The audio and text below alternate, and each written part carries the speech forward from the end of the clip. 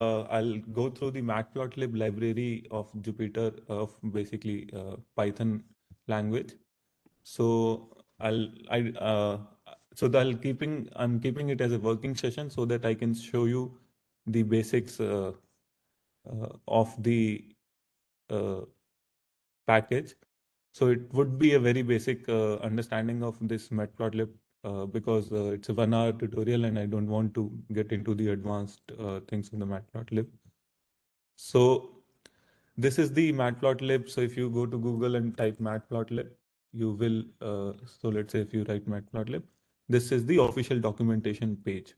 So if you go to matplotlib, so current version that the matplotlib, the latest version that it is running is 3.6.0. So every time they get an update and there are some minor changes that they do, but more or less all the versions remain same. Basic functionality remains same. Just a smaller updates happen when the next version comes. How do you install the matplotlib? So we can install it using the pip or we can install it using Anaconda. So this is the command that we use for matplotlib, pip install matplotlib. Uh, I believe we all know how to like run this command matplotlib, right? Installation is understand by everyone. Okay, just a minute.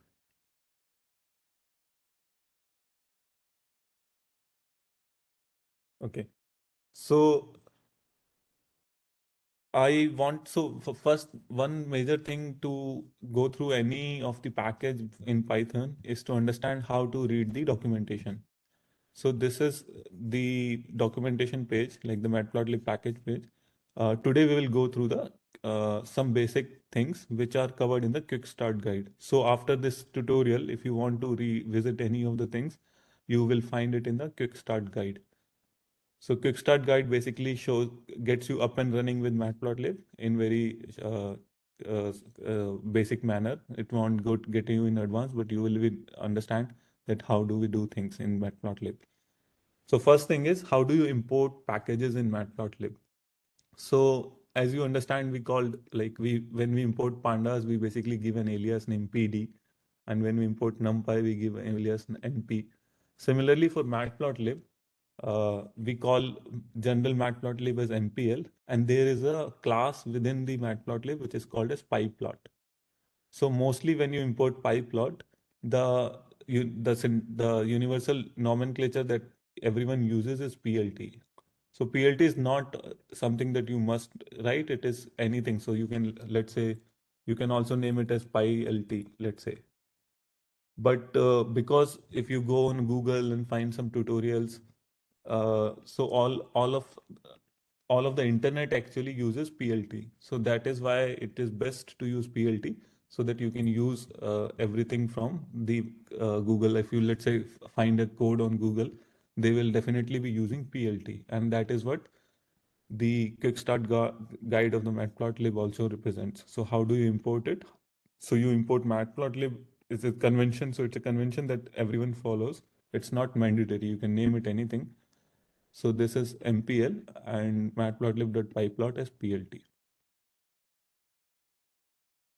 Now, I want you to understand there are two components to a matplotlib image. So when we plot a graph in matplotlib, there are two components. One is a figure, and then there is second one is axis. So figure is if you see plt.figure, it's basically a container that is holding our plots. So everything that comes that we want to build is a figure. But let's say if we want to, so there is an axis also, which basically is the actual plot, which contains the data that we are plotting here.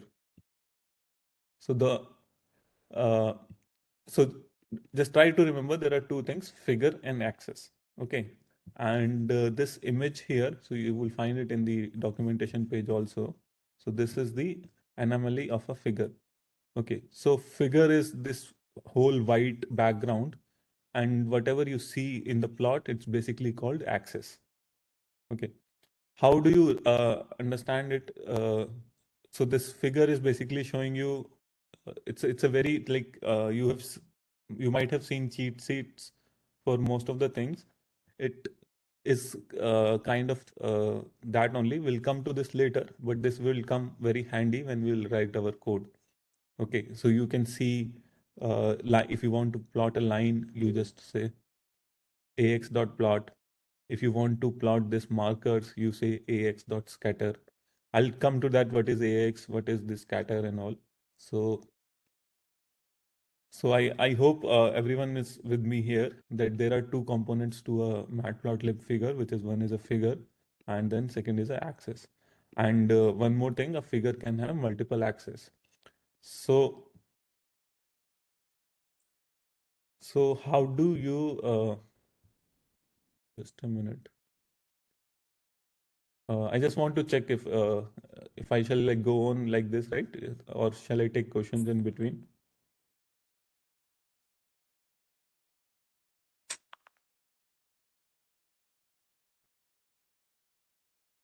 Hello, Mr. Kangana. Yes, sir. Is it fine, right? It's Yes, not yes, going. sir. Yes, sir. Yes, going up. So the way is I am not going on a PPT.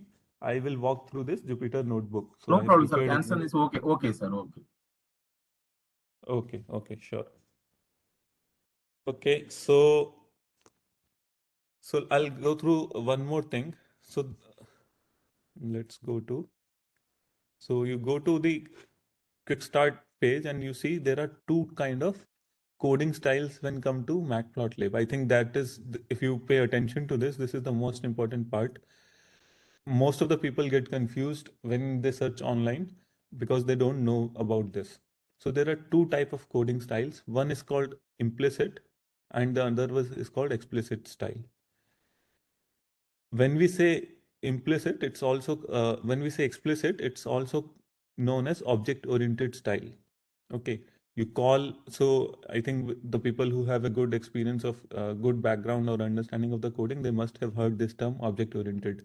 So this is called as explicit style, where we basically define figure and axis separately. And then there is an implicit style which uses pyplot to implicitly create and manage figure and axis and use pyplot functions for plotting. So both of them is a part of matplotlib. This is the main part that we should understand. So just yeah. So that's the same thing, coding styles, the explicit and the implicit interfaces. There are two ways, which is one is the explicit or the object-oriented style, and the implicit is known as the basic pyplot PLT style. So we call this as a PLT style. This is a subplot style. So how these two uh, methods are different is basically, so let's say I have a data. So let's say X, I call it as this 1, 2, 3, 4. It's an array of four numbers. I call it as X. Y is, let's say I call it as,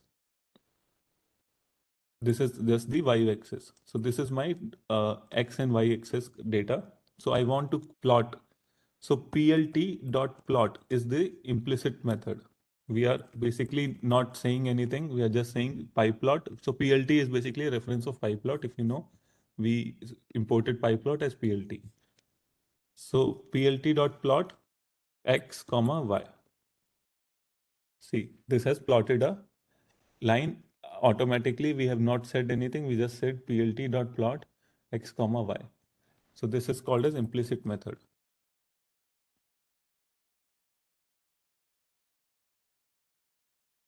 Okay. Now, what I find easy is the explicit method, and I will also recommend everyone to basically use explicit method whenever they can. So what happens in the explicit method is,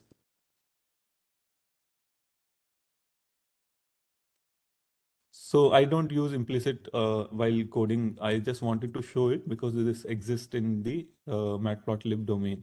So you just say plt.plot and what are your x numbers and what are your y numbers, and this will automatically plot. But what is good with PLT is this line. So but when we say explicit, it's basically, so if you see, the explicit method says explicitly create figure and access. So when you say explicitly create figure and access, it's talking about this line of code, which basically says plt.subplots. So what I'm doing here is I'm explicitly, so it basically returns. So let's say if I say uh, nothing, and if I run plt, it basically outputs two things. One is the figure, comma, access subplot. So because if you know it's a tuple, I'm going with the Python language, so it's called a tuple. So this is the element 0 and this is the element 1. So to store it in a nomenclatures, we Excuse me, call it. sir. Yes, please. Sir, as participants requested, can you raise your voice, sir? Okay. Thank you, sir. Okay, give me a minute. Give me a minute. Yes, sir.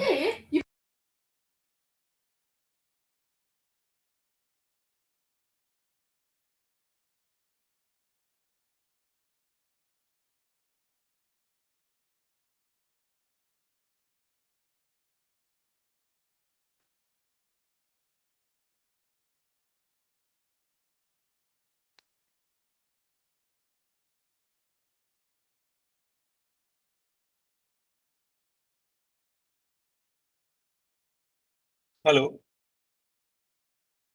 Yes, sir. Yes. Sir? Yes, sir. Is it better now? Is it better Yes. now? Yes, sir. Yes. Go ahead, sir. Okay, okay. Yeah, so I was telling about the explicit method. So if we run the plt.subplot, it returns two things. And I believe everyone knows that. So if there are two elements to a tuple, let's say I say 1, comma 2, and if I want to store into two different variables, I can say a comma b equals 1, comma 2. So if I now print a, it will say 1. If I now print b, it will say 2. So it's a uh, what we say. So we basically, it's a correspondingly it assigns into the variable names. So what is in the LHS and what is on the RHS, it basically works a corresponding manner. Similarly, plt.subplots returns two things. One is a figure component and then is an access component. So by nomenclature, we say figure, comma, access as plt.subplots. Okay. Let's say now this is just a one. So I will go how to use the figure and access. But let's say we want to plot two subplots. So I will say figure comma subplot plt.subplot 2, comma 1. So it says two rows and one column. So if I say and then see here there are two plots. One is on the top and one is on the bottom. Let's say if I want one row and three plots side by side, I say one row and three plots. So it will create three plots side by side. So this is, and everything is stored in AX. So if you see, figure is a single component. Figure is the basic background and AX is the axis subplot. So you see, because we have three subplots, the axis has 1, 2, and 3 components in the array. So if I don't pass anything, it will just bring one component. If I run this, there is only one axis. So now, similar to the way we are doing plt.plot, now we can use ax.plot for everything. So ax.plot is, let's say if you go to Google and search ax.plot, okay, so you will find the documentation. I think to make everyone compatible and understanding with Matplotlib, it's very easy, but it's very useful to understand and read the documentation, because this is the best way to understand the basic functionalities. Because if you go Google search and go to any other Stack Overflow page, it won't tell you the functionality, how it is run. So this is plot y versus x as lines and or markers. Okay. So this is just saying ax.plot. You pass these arguments in this, and it will basically plot y versus x. So this is what exactly is happening here. So I'm passing x here, I'm passing y here, and it is plotting with this. Okay. Now, let's come back to the image that I was showing. So we just used this line ax.plot. Okay. There are major things that are whatever is required is mostly shown in this image. So whatever you want to, let's say we want to see the grids on this image. So I'll do ax.plot we did here. Okay, and I'll do ax.grid. See, on the same plot, it has also started showing the grid to me. Okay, let's say if I want to add a y-axis title. So I'll go to this and I can see y label. It says ax.set underscore y label.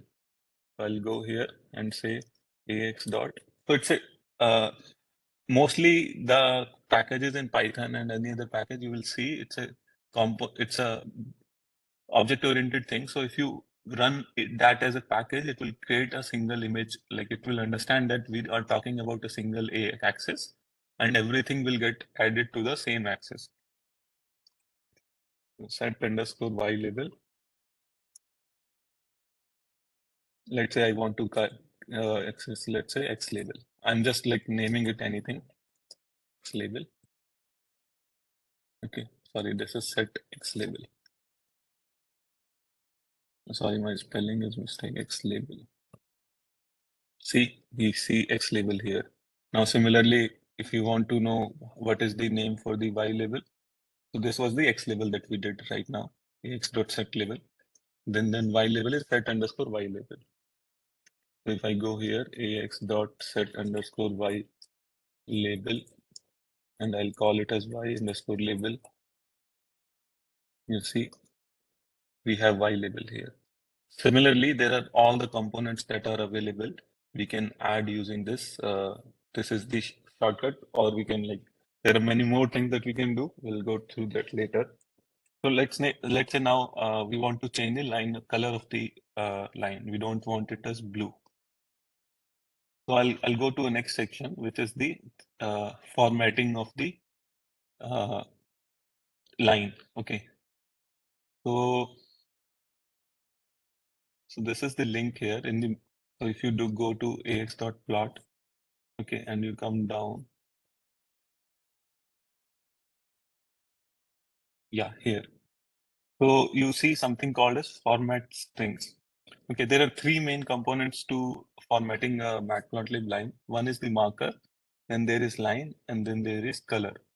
Okay, so if you go here, you will see there is a very shortcut method of creating a format string, which is known as FMT, and you just pass marker, line, and color. So let's say this is my plot that I am just plotting. Inside the plot function ax.plot, if you see, this is the documentation of ax.plot. If I pass, let's say this, so let me copy this. I'm just, okay. Now, let's say I want a dashed line. So I will go to the marker and see, this is a point marker, this is a pixel marker, this is a circle marker. If you want to better understand it, I have this another link which basically shows you which is point, which is pixel, which is circle, triangle down.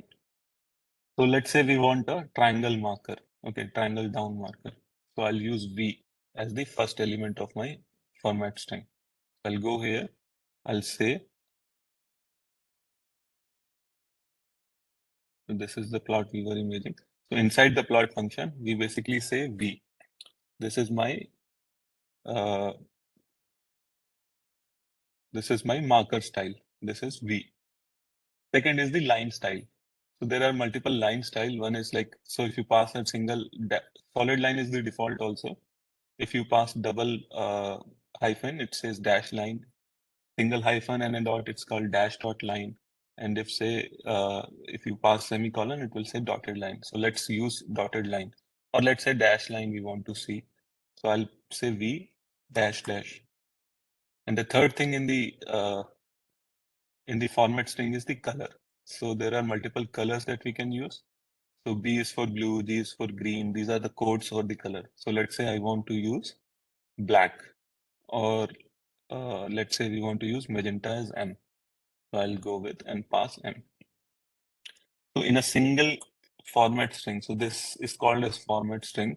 I have passed three information. One is which is the marker style, then the line style, and then the color. So if I run this, you see the markers have changed to V style, color is magenta, and the line is dash line. Another line style, let's say if we don't like it and we just want to put a dash line, I'll do this. So it is a dotted line. Then there was a dash dot also. If you pass this, this is the dash dot line. Similarly, if you want to change color to red, it is a red color. It is an orange color. Sorry, O is not available. So if it is not available, you see, is not a valid format string. So I can go here and see which all colors are valid. So O is not here. So that's why it has thrown an error. I will go with blue or maybe let's say green. So then this is green. Okay. And if I want to change another, I want to go with the another so let's say O marker, circle marker. So I will just change the O marker. So instead of V, I'll call O. You see, this has changed to circle. So I hope everyone is understanding this format string.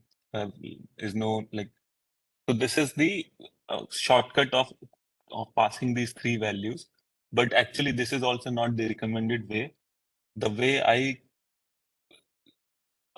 would suggest is to use these information explicitly. Hello. Sir, No, sir, sir. So you can carry on. Okay. Yeah.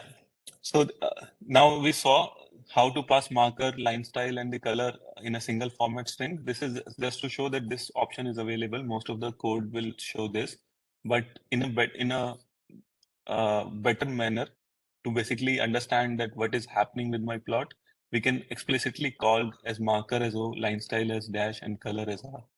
So this will have the same impact. So let's say we did, we want to change the marker to V.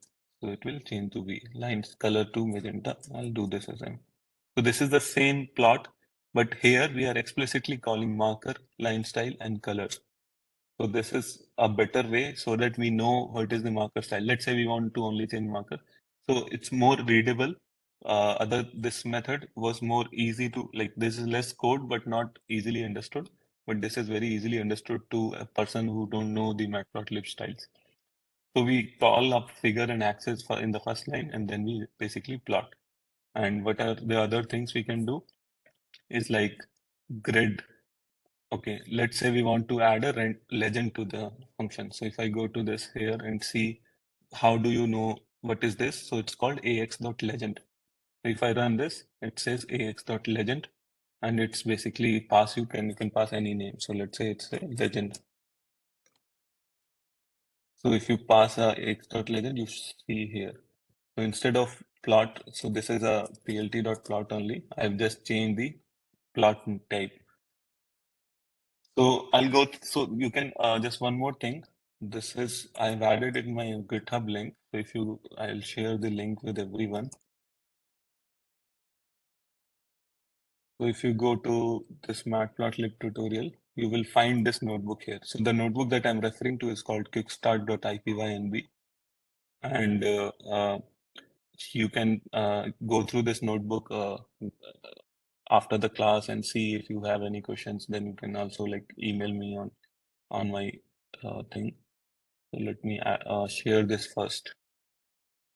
So yeah, I'm sharing this link on chat. Okay, everyone can go there and download this data also once if you like if you want to practice this same notebook that I'm going through. So this is I've added it on GitHub. Now, so these are the links that I have provided. So one is the markers. So if you want to, so this is the whole list of markers that you want to go through. So any marker that you want to understand, you can just use it from here. Or maybe you come across and you want to know what is the code for that. So this is the whole list of markers. It's available in the Matplotlib documentation only, as you might know. And then there is a line style documentation. So what are the different kind of lines that are available? So it's called solid, dotted, dashed. These are all the line styles that are available. Yeah, instead of passing, so one more thing.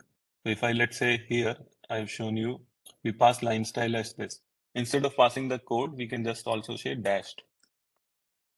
This will work in the same manner. So it understands that what is the line style. So there are multiple things. So let's say I want to pass anything from here. So if you pass here, dash dot.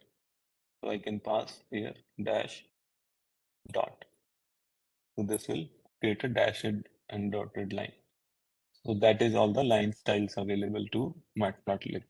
Then the third link also here is the colors which are available. So you can see there are BGRC, and this is the basic colors, base colors. I can say, let's say Tableau palette or maybe CSS palette. So let's say if I want tabs olive, I will go here, and in color I can say here tab colon olive. So it changes to the olive color here. So this is the all the color palette that is available to the Matplotlib. Okay. So this is the basic understanding. So this quick start guide will basically, so if you go to Matplotlib homepage, you will find this quick start guide. Mostly I've used the examples from here. Now we'll go through Pandas data frame. I understand everyone knows about Pandas data frame. So yeah, so this is just to show what all things are available in the implicit method. So this is the coding styles. So I asked you to not use implicit method, but if anyone is interested, you can go through this same image. So this is using the whatever we saw, set X label, set Y label, set title, we call it a simple cut legend. Then we have multiple plots if you want to add. So we can just add ax.plot second line and then ax.plot third line. But if you want to understand what is the implicit method for that, it's the here. You can go through this notebook and see, but I wouldn't recommend learning this because it's better to understand this figure and axis and then explicitly call all the things. So the reason I'm asking you to understand explicit method better or maybe use explicit method in your day-to-day code is because let's say if you want to plot two plots here. So this is a plot. I will copy this code here and say hit here. Now I told you that we can plot two plots here. So I will pass plt.subplots. Let's say I want to have a two subplot within a plot. So I'll say 2, 1. So it will say 2 row, 1 column. This is the figure size. This is a argument that we pass, and then layout. You can just like ignore it for now, or maybe you can see what are the arguments that plt.subplots can take. So now, if you see, it basically throws an error. Now the reason it throws an error is because now if I print AX, it says it's an array of two subplots. So when I say AX.plot, it does not understand which plot I'm referring to. So one way is I will say, so if I say AX0, so it says this is the first subplot. And if I have AX1 because that's an array and that's how you reference to. So instead of AX, I will say AX of 0. So I'm talking about the first subplot. Let's say this. So now it will know we're talking about the first subplot and this is the 0th plot that we're talking about. Now if I say AX0, it understands that we're talking about the first subplot, and if I run this,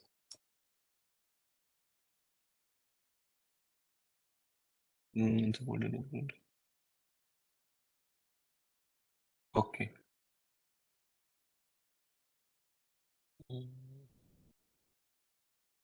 Okay, 2, 1, x0.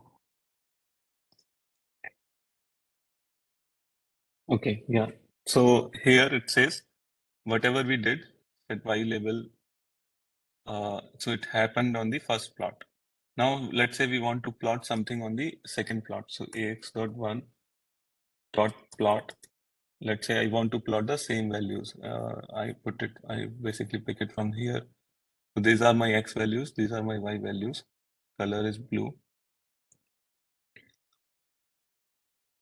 So here, if I pass this and want to plot it, see, so it has plotted my second plot also. Okay. So this is the reason why everyone like would recommend using the explicit method, because if we want to create more subplots, so because of the size, we are not able to see more things. So let's say I do 10,5.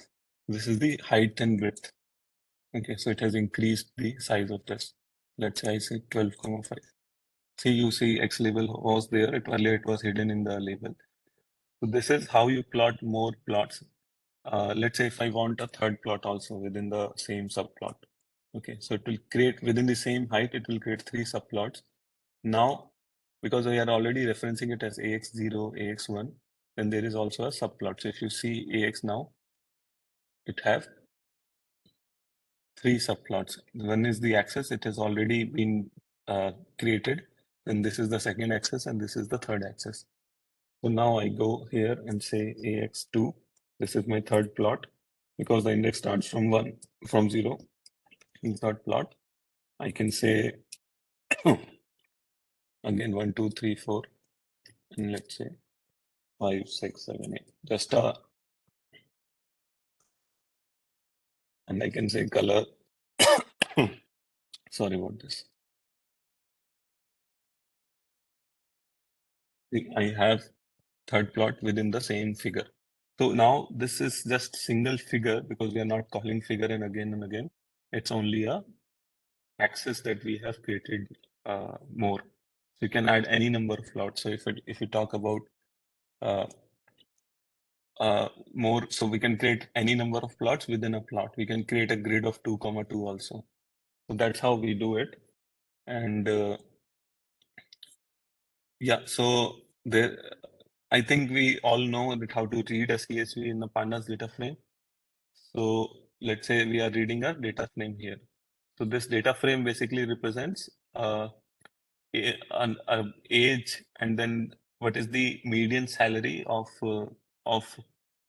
Python developers, JavaScript developers, and all kind of developers. It's just a random data frame that I picked from online, and I wanted to show you that the same plot that we used implicit method with plt.plot, we basically are plotting different salaries. So why plotting is necessary is because any data representation can be communicated in a more story fashion from a image or a graph.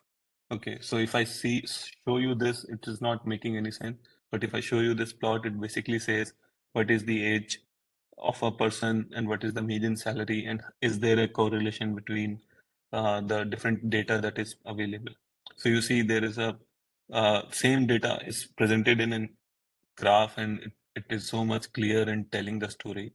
So that's the Matplotlib gives you the most functionality within the Python domain. So there are other packages also like Seaborn and then Plotly, but Matplotlib has the most flexibility in doing anything. So anything that you can think of. So I have been working in data science for the last 7 years. Whatever I can think of, like whatever is the problem that came across while plotting, Matplotlib definitely provides a solution to do that. So it's a very good package to understand, but because of the time constraint, I'm just going through the basic understanding. But same, so this is using the implicit methods. We have not called figure and axis differently. We just imported PLT and say PLT.plot first plot, PLT.plot second line, PLT.plot third line, and then added the legend, title, and all those things. But as I've said, we will not I will not recommend this implicit method. Instead, I'll recommend the explicit method. Same plot can be made using the explicit method as well. So there is no difference in the I would say functionality of both the methods. Everything is available to both the methods, but it is easy to understand. So here we are calling a subplot figure comma AX. These are all my data sets. So first line, I'm saying plot X as ages, Y as development dev salaries. This is my color. One more thing with color is if let's say you don't find anything in the color palette here. So you can also pass the hex code. So this is good thing. In the color, if you want to have a custom color very specific to your organization or very specific to a particular project that you are theming with, so any color palette can be added as a hex code. Then this is the line style. This is it. So if you see here, this is plotted as so 4444 is all devs, which is the black color here, and line style is dotted. You can see in the plot also. This is the second line, this is the third line, and for these are my legend. So if I call for legend, yeah, so one more thing. So I'll come back to here. So let's say I want to add a legend to this plot. Okay, let's say I call this as plot A, plot B, plot C. So I have called ax.legend. It says linear here. One way to do is, let's say I had this only, and I say legend as an array of saying plot A, plot B, and then plot C. Okay. Sorry, I called it as ax.0, so I'll have to say this for all the three. Okay. So this is one thing that might make you to write a little bit of extra code, but it basically is very easy to come back and understand what is happening. So I will say my first subplot also needs a legend with the name plot B. Okay. And my third subplot also need a legend, ax2.legend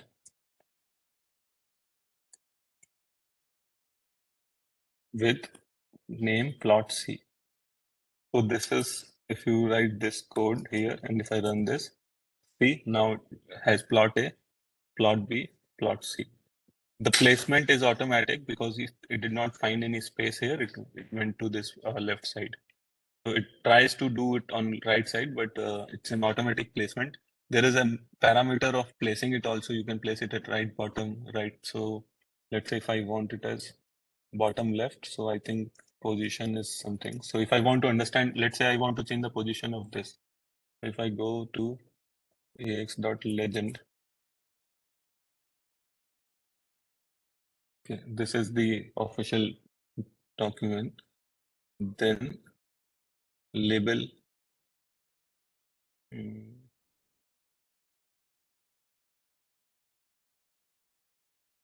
Yeah, so there must be a parameter which is says, yeah, here. So you see LOC is the parameter and the strings are upper left, upper right, lower left, lower right. So I can just say LOC, lower right, and it places the legend at the corresponding corner of the axis and figure. Okay, so if you want to see how it is done, you can say legend, and then we can say LOC equals, you can just use this as lower right here.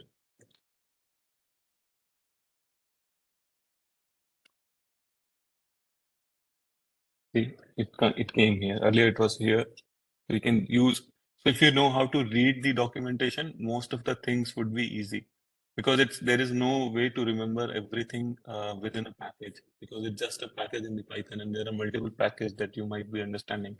The best thing is to understand that whatever is available, how can I go through the documentation and read it so that I should know that this is the official thing also. And Stack Overflow also will give you this. But most of the things what happens with me is I go through Stack Overflow and do the things, but it does not brings up the fundamental understanding. But if you use the documentation, similarly for pandas also, I would recommend if you know how to read the official documentation, anytime you go through the documentation, you will try to be like more well versed with the documentation of the basic libraries. So this is the legend. But the problem with this is we are calling it legend and passing it in here. There is one more method. So similar to, there are multiple things that we can do with formatting. Here also there is another simple method where we say, instead of passing it as plot A here, I will simply say in the plot label is, let's say plot A. Okay. Similarly, in the ax1.plot, I will say beside the color, the label I want is plot B. And similarly for third plot, I will say label is, let's say, plot C. So if I try to remove this, I don't need this now because I have already set the name in my label parameter in the plot function. So if I run this, see, it will also have the plot A, plot B, plot C now. So this is basically while defining the plot, you pass a label argument, and then if I don't call legend, then it will not work. So if I say this, then if you see third plot, however, I have defined the label, but the legend is not shown in the this image here in the third subplot. So I'll have to explicitly call the legend, but that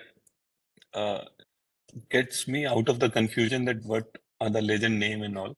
So if let's say this, and now what's the best thing with this is, so if I let's say call the second function above the first subplot.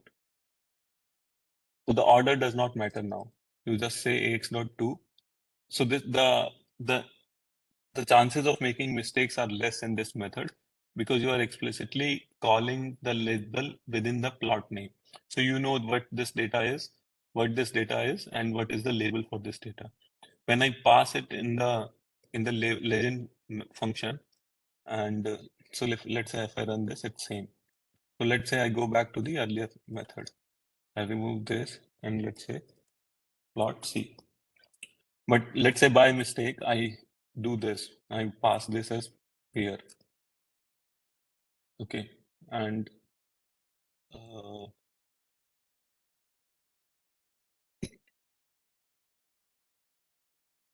so by mistake, let's say the legend are changed. So if I say plot, so one thing with the coding is that there could be chances that you need to write more code and be more specific. But having being more specific is always the best thing because whenever you go back to the code, you will understand it quickly and there are less chances of making mistakes. So if I let's say do this instead of 1, I call this as 2.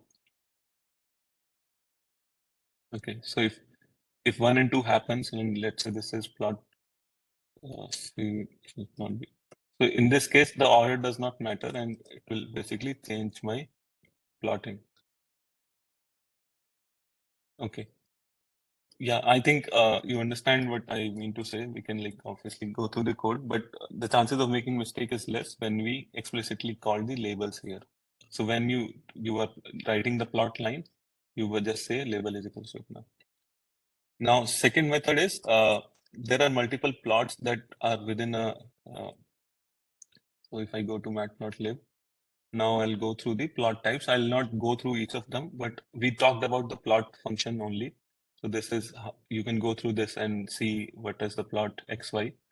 Similarly, there are multiple kind of plots that you can plot within the matplotlib domain. Scatter plot, bar plot, step plot, then there are area plots, then there are multiple arrow plots also, then histogram, box plot. I'm not going into this today because of the time constraint and it takes it needs more understanding of the background that what a histogram represent, what a box plot represent.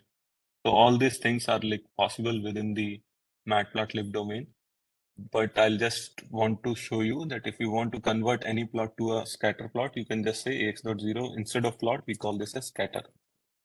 And just run it, you see, instead of plot, you now have a scatter plot. All the things remaining same. Let's say marker I want to be as B. So marker equals B. The markers has changed and this is a different plot now. Now let's say I want to add a color equals to, there are color palette. So now I want to use a new color palette. So this is the line styles. So I have this link here in the color for the color palette. Sorry, just a minute. Here. So I go here, I see what colors are available. Let's say I want to use tab red. I go here in the plot that I was plotting. Here, and then in color, I will say this is tab red and red done. Sorry, red done. So that basically, once you understand the basic functionality of this, it's very easy to build multiple plots within this. Then there are some more things which is like, so you can also use PLT functionalities in this. So there is a PLT.show that you can pass. So even if you are using explicit method, all this is stored in a PLT container. So PLT.show, if you want to, there is a method called tight layout. So it basically brings out the features in a more visible manner. If you see, earlier X label was not visible. So if I say plt.tight label, it basically automatically do adjust with the spacing and make the looking better. So let's say I want to increase the size of the title. So here we have set title simple plot. So if I say size, so I want to go to set underscore title. I know what the parameter is, but I want you to search it by yourself. The label is this. Then you can say here your font dictionary. Here it says font size. Okay. So if I go here and if I say simple plot font size equals 12, so it will increase the size. Let's say font size equals 20. See, the size of the font of the title is increased. Similarly for set label also. So Y label, let's say if we are seeing it's very small, we can just say font size equals, let's say 15. See, the size is increased. Similarly for X label also we can increase font size equals 16. So you can increase all the things that you can think of are mostly doable, but you should know what is the parameter should be passed in the calling method. And while searching for the parameter, you can just quickly Google search and go to the documentation page. And you can see font weight also, then color, font color if you want to say. Okay, so let's say I go here and if I want say X label in red, so set X label there and then say color equals red.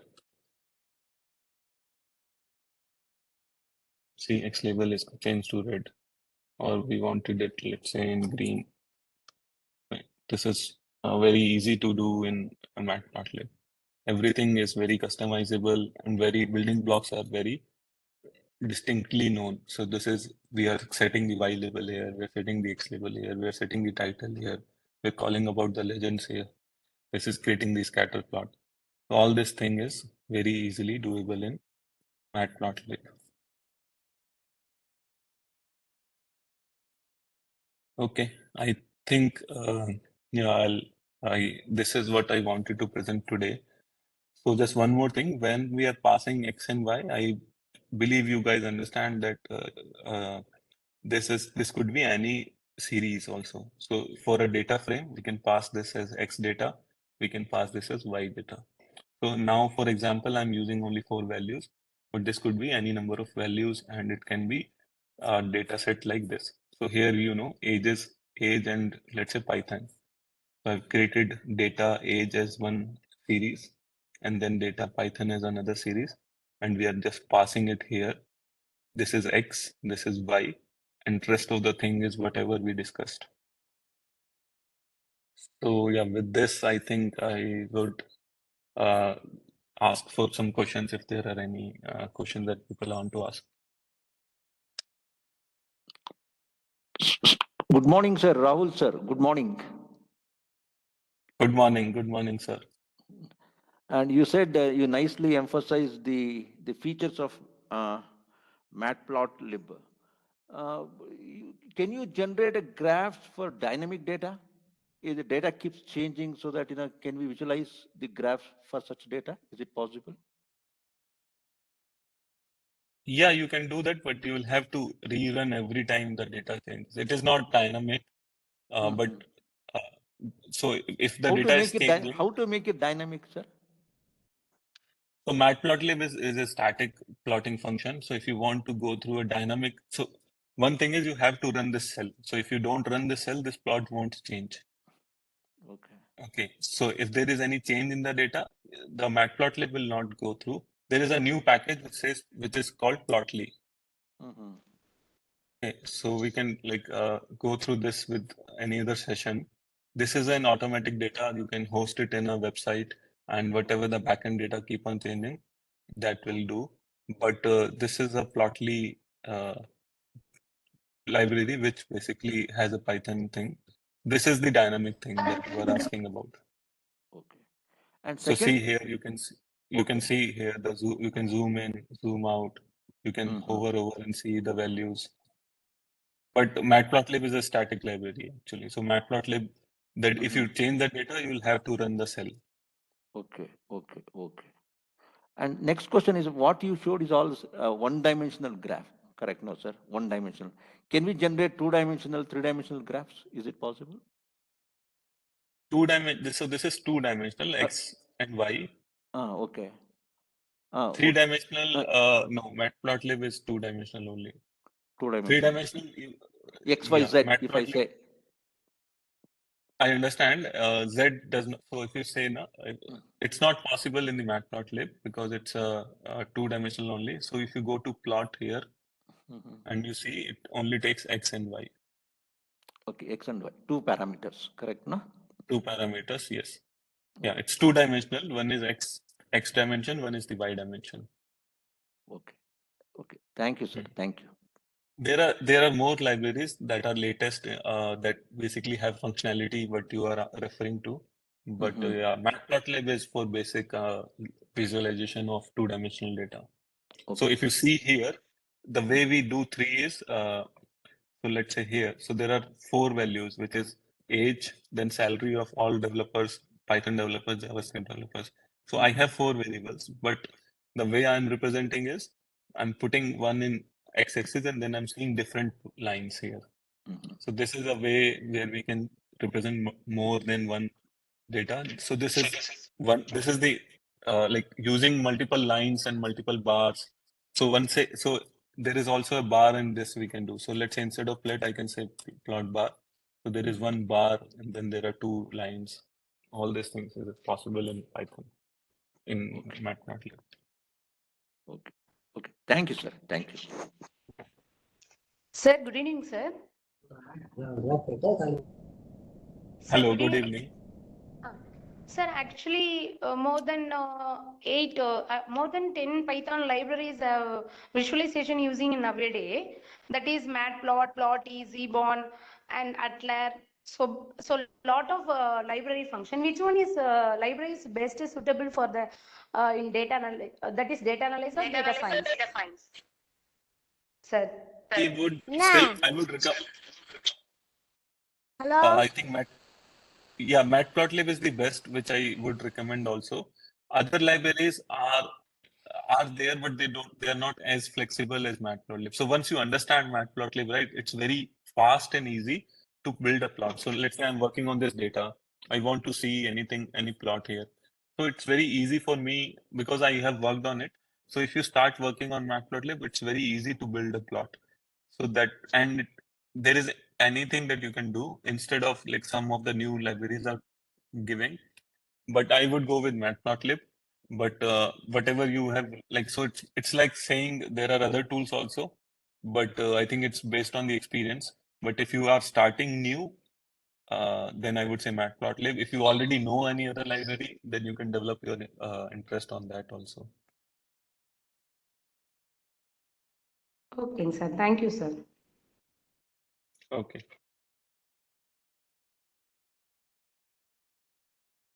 Yeah, I hope everyone was able to follow through whatever I basically went through this notebook.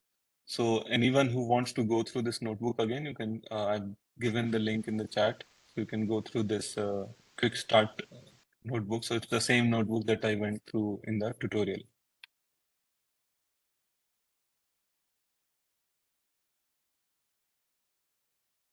So with this, I would, I think, stop sharing.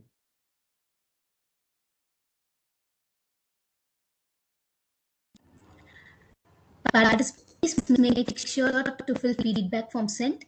And tomorrow's session is on Jupyter by Mr. Shankar, Enterprise Architecture at Aqua Connect. And timing is from 7 to 8 p.m. Please make sure to attend the session. I had like to conclude the session with a vote of thanks. We are delighted to have Mr. Rahul Garg serve with us today and giving us this informative session. We had also want to convey our thankfulness for accepting our invitation and providing support and knowledge on Matplotlib. And we thank you very much for taking time out of your busy schedule and joining us, sir. I had also want to thank all of our participants for taking advantage of this session. Thank you all. Have a wonderful day. Thank you, everyone. Nice to meet you, everyone. Thank you very much, sir. Rahul Garg, sir. Thank you, sir. Yeah, so I'm seeing in the chat someone is asking to show in the CSV file. I think Shah Chitra. So it's in the notebook that I've shared. So you can go through that, and it's nothing, but you can just if I can go through this if I want, but I think the time is over. So maybe you can reach out to me differently if you can provide the email. So I'm providing my email here.